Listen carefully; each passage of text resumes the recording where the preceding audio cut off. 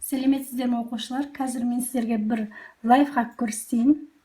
Барлықтарыңыз, көбілеріңіз жаңағы осы видеоларды, үй тапсырмаларының барлығын телефоннан көресіздер деп ойлаймын.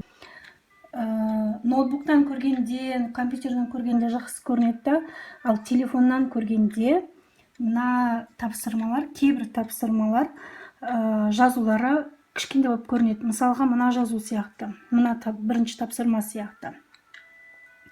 Енді осы YouTube-тағы видеоларда сонда бір функция бар, бүйтіп жаңа үлкейтіп көруге болады. Қараңыздар. Видеоны тоқтатып қойсаңыздар да болады, болмаса тоқтамай, видео өзі жүре берсін, ойнап тұра берсін. Ал сіздер өстіп экранды үлкейтіп, кішірейтіп, енді қазір осы жерде айтайын дегенім, может быть, сіздер уже білетін шығарсыздар бұл функцияның бар екенін, именно YouTube-тың ішіндегі видеоларды осылай көруге болатынын білетін шығарсыздар. Ал енді білмегендеріңіз бүгін біліп жүресіздер. Осындай функциясы бар екенін бүгін біліп жүріңіздер, пайдаланыңыздар. Сау болыңыздар.